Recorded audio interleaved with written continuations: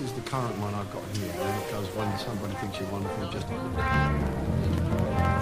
so much sweeter. Chimes move.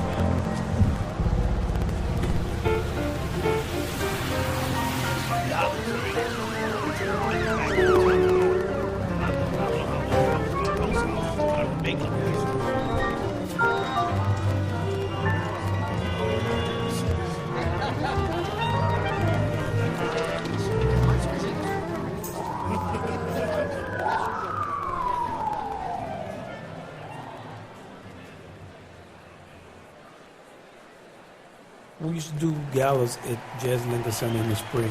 And the spring gala gave us a chance to play with musicians from different forms of music. But the greatest of all of the galas that we did was one on the blues. We had B.B. King, we had Eric, Ray Charles, Willie Nelson. And during that show, I had a chance to talk with Eric. And after that time, we became friends. We started to talk about music. And then down through the years, we've had the opportunity, whenever I would be in England, I would meet with him and we'd just get together and talk. And our relationship developed like that. And now, ladies and gentlemen, please welcome to the stage WYNTON Marsalis and Eric Clapton.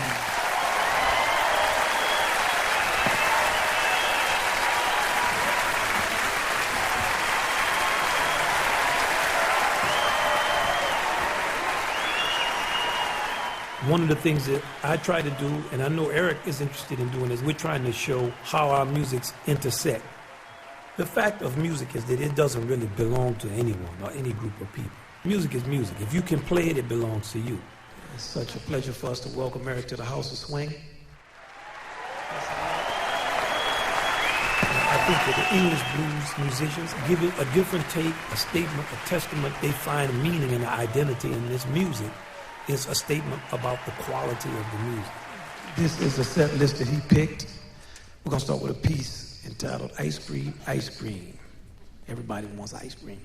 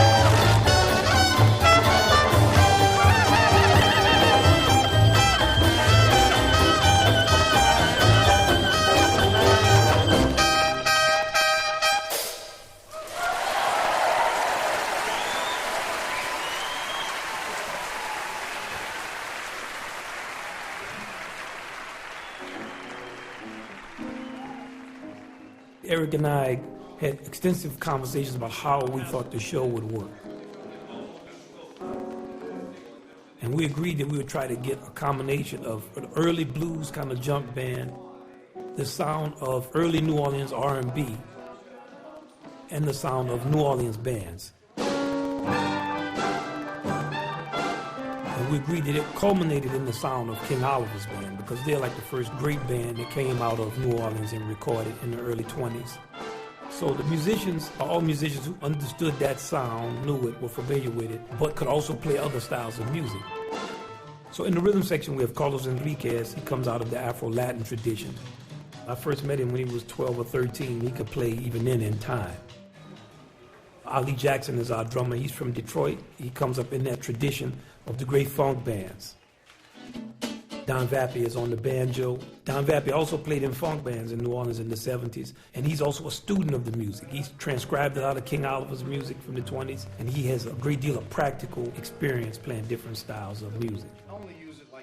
Victor Goins is from New Orleans. I always say he's the last of the great Creole clarinetists, and he knows the King Oliver tradition, the Jelly Roll Martin tradition, so he's uniquely qualified to play this style of music we're playing. Chris Crenshaw, he grew up in the church. He's from Georgia. He's country, so he knows all about the blues. And he's one of those kind of guys, we call him the gift, because he's touched with the hand of God. Dan Nimmer is playing piano. He's from the hotbed of the blues in America, Milwaukee. Marcus Printup is unbelievable, making up the second trumpet part. In King Oliver's band, the second trumpet part was played by Louis Armstrong. It's a very difficult part because you're playing a harmony to the first, but the first is improvising. So you have to know how to play and improvise to a part that's being improvised. Chris Dayton is Eric's man. He's very tasteful in his solos, plays with great empathy. Like, he makes very intelligent choices about what he chooses to play in accompaniment of people who are soloing or the ensemble. We're going to do one now that's close to my heart. It's a song that I heard when I was a kid. I've loved it ever since. It's called 44.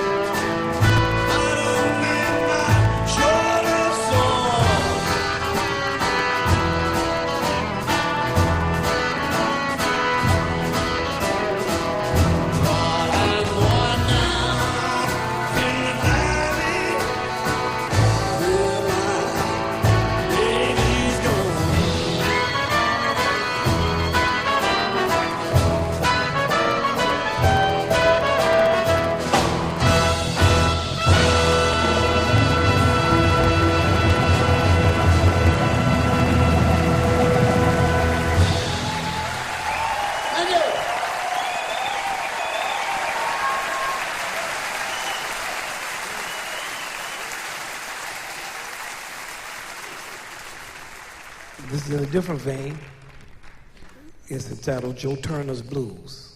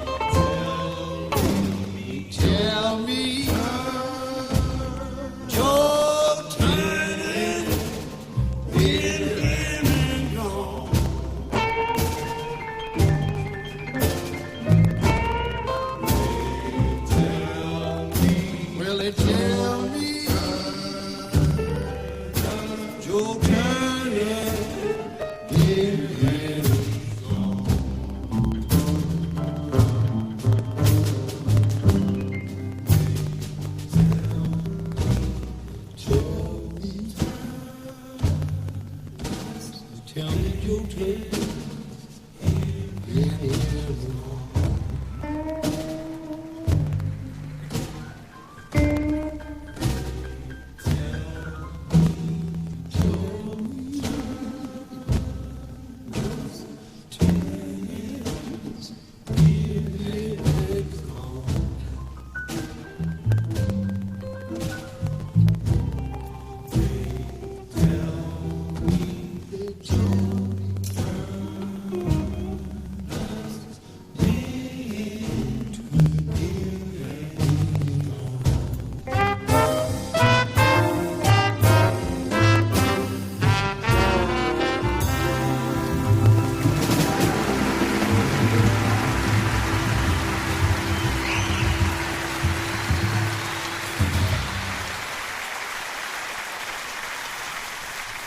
This is Louis Armstrong.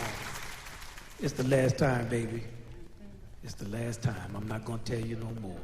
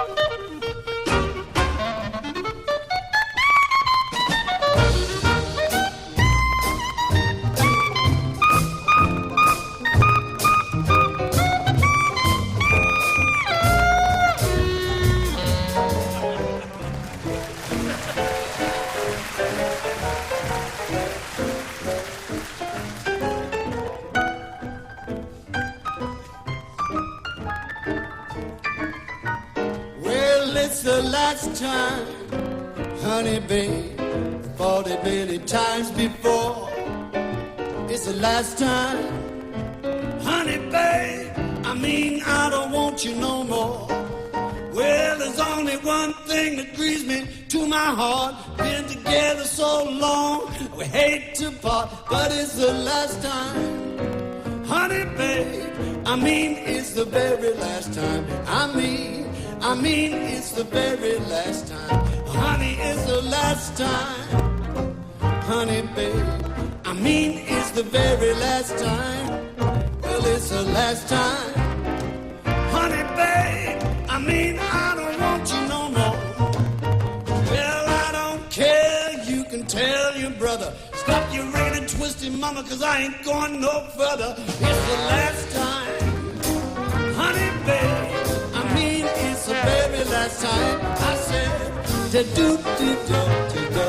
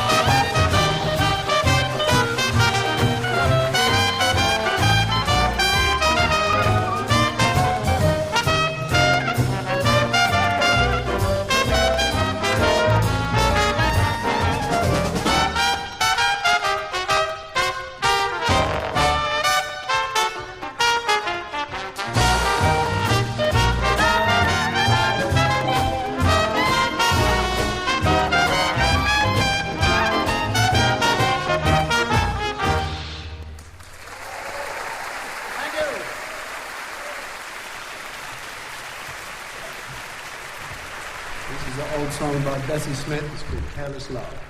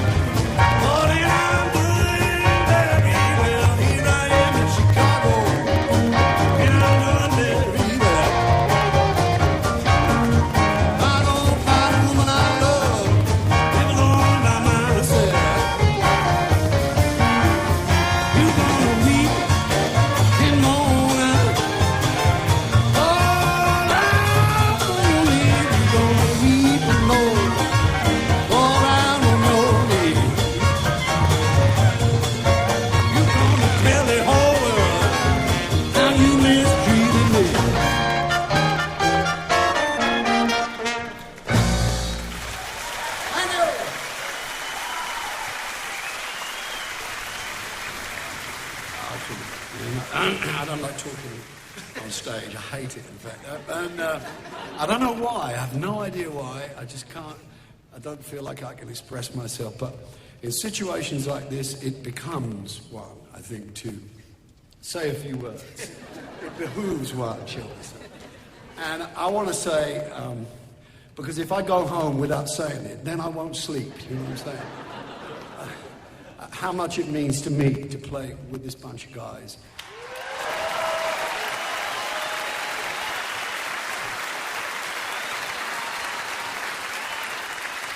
Musicians that I've respected and admired for as long as I can remember, and to become friends and play alongside the wonderful WYNTON MARSALIS here, who is a genius and a giant.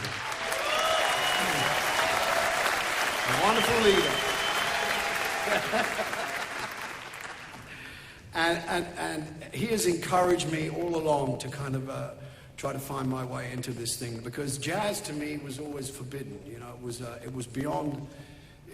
Whenever I would meet, let me tell you, whenever I met the great blues people that I used to admire, I would say, well, you know, I love the way you play. Say, well, I'm just doing this until I can get a gig in a jazz band. You know, that was the deal, because you know, there was something about jazz, and there always will be in my heart, that puts it somewhere up there with the gods, because it's refined, and it's a language that you can learn, but it's a difficult language, and it's very sophisticated, and it has a lot of humor and a lot of depth, and it speaks to everybody on the planet.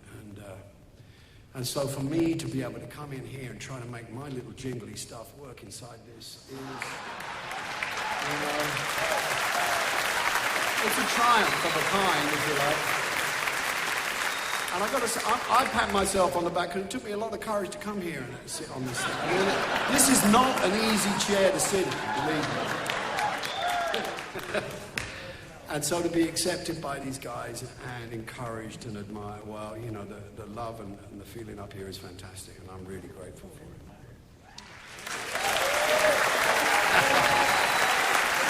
And admired. So anyway, that was the long kind of intro to what I was going to say about this, because this tune we're going to do now wasn't really meant to be. I honestly swear I didn't bring this with me. This was foisted on me by Carlos behind me here. He thought it would be a good idea. I think it's a brilliant idea, but I didn't think it would work. But it sounds great, and we'll see if you feel the way we do about it. Let's see what you think.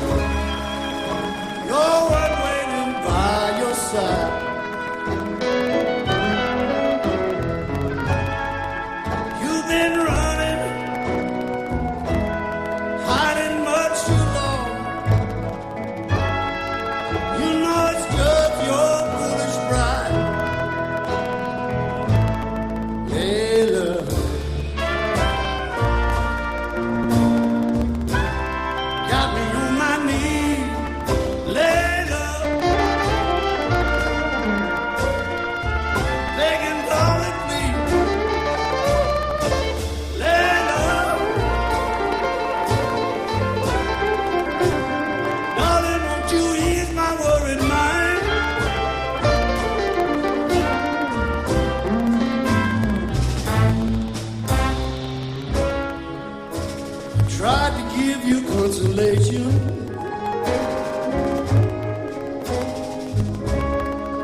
When your old man has let you down.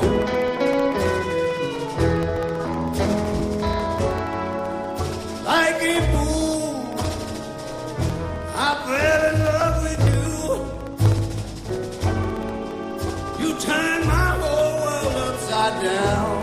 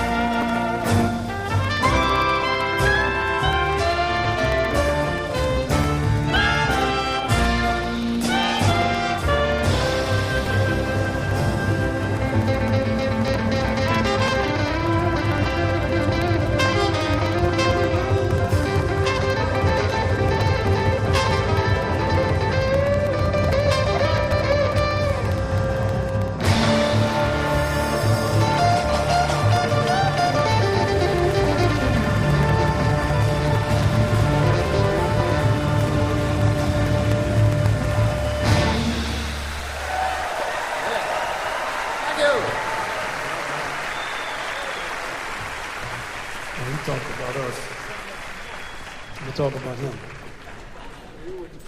Oh no, I was just warming up.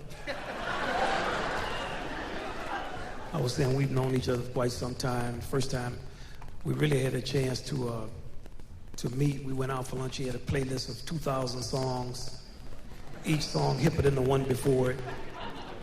Our conversation with him is extremely rich and rewarding because he is a person of pure honesty, touch on many subjects, and he speaks very directly, something that I have inestimable respect for, and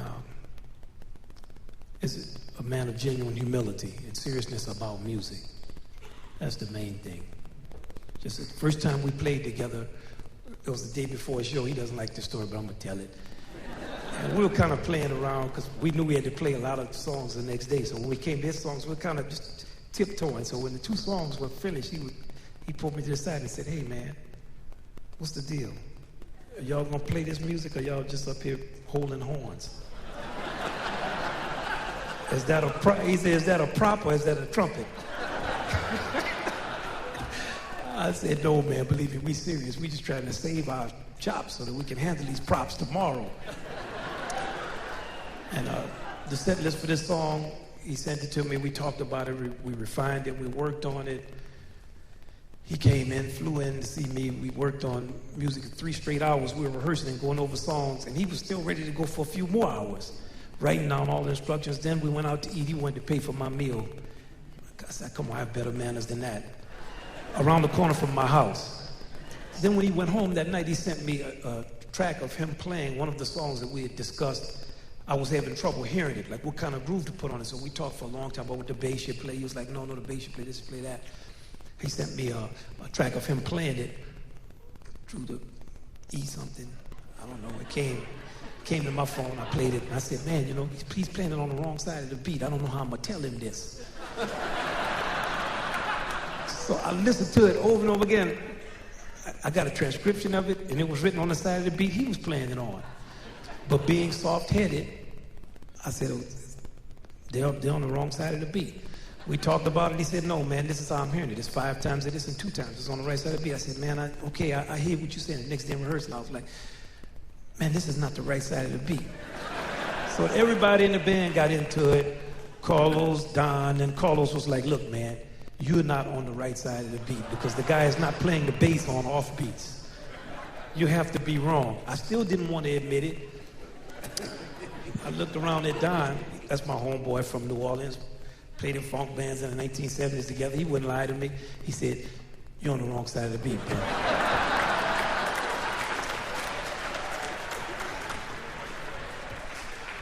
But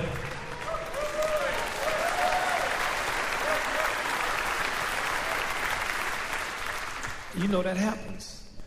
That happens. But this is the song, and it's Memphis Minnie. It's a great tune called "Joliet Bound."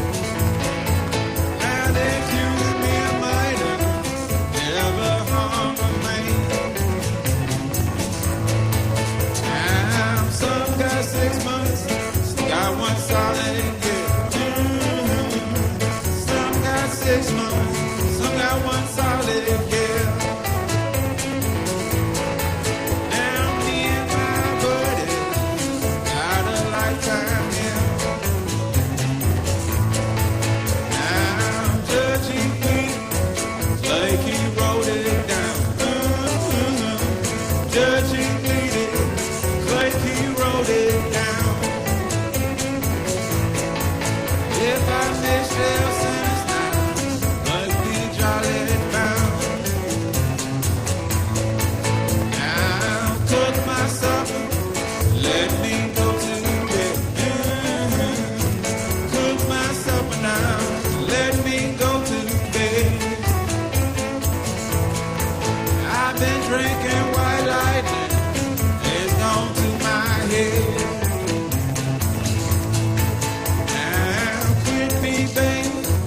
First thing you wanna do with me, baby. First thing you wanna do. Someday you gon' want me, since that I won't want you. Now, holy shit is old, dressed up in my side. Holy shit is old, pistol in my side. Man, you run big boy now, must be born to die. When they had my trial, you could not be found. Had my trial, you could not be found. And I got all messed up, and I'm totally down.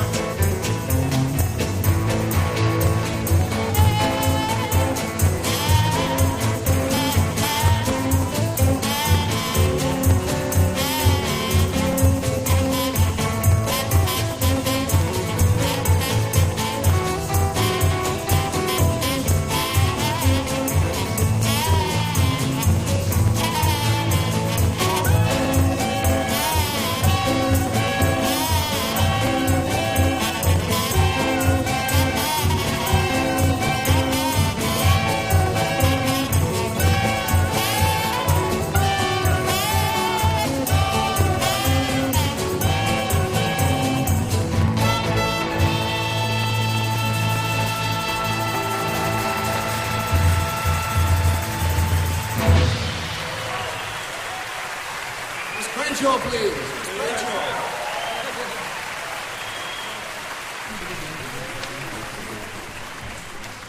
You don't want to stop playing that kind of groove. Now we're going to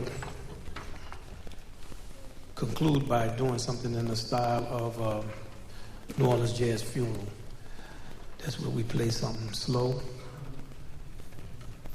First, we take people out to the cemetery, a person.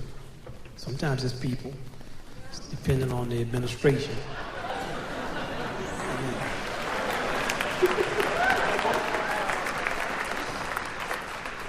And then we play the happy piece. We play it up tempo. This is the first song I ever played. We played with Danny Barker, the Fairview Baptist Church marching band.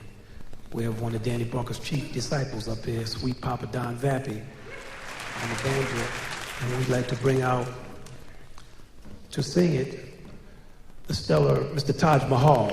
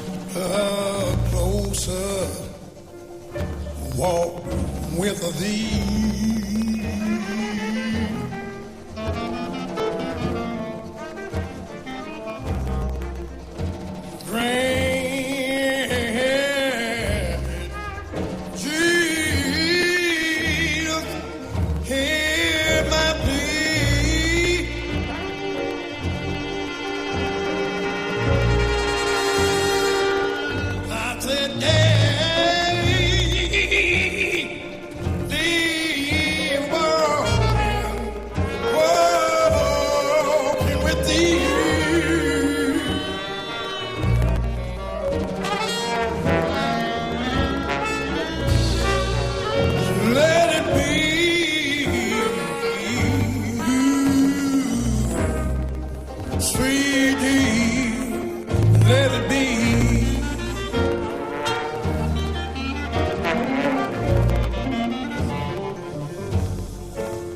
I am weak, but thou art strong.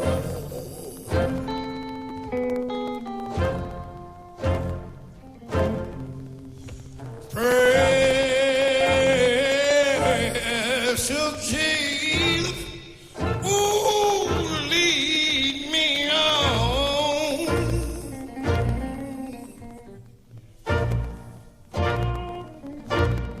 Take me on high to my heavenly home.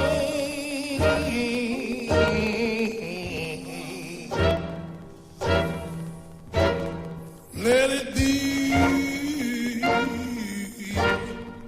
sweet Jesus, let it be.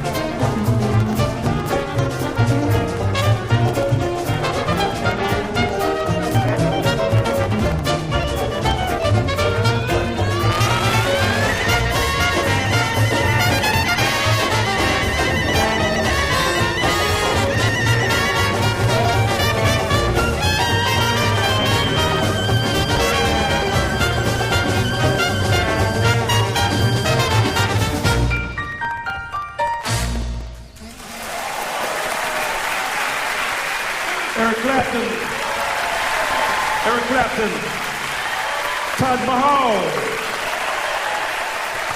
Chris Stanton, Chris Crenshaw, Victor Goins, Dan Nimmer, Sweet Papa Don Vappy, Marcus Pinto, Carlos Enriquez, Ali Jackson.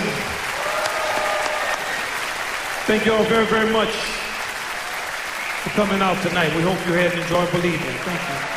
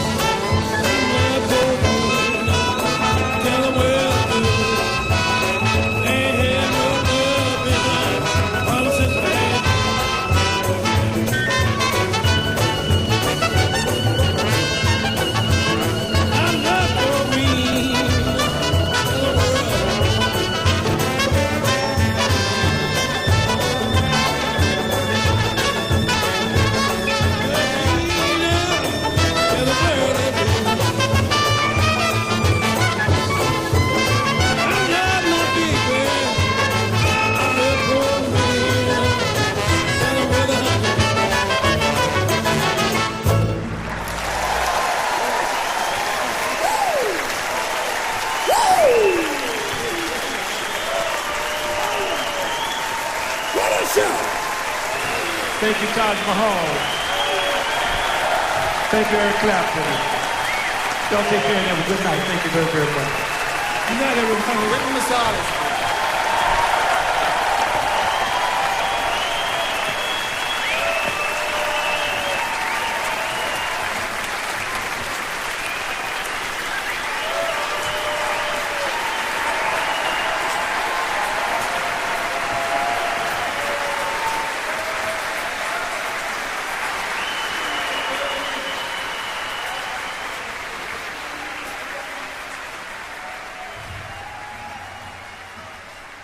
A show like this brings the great feeling of community that musicians have.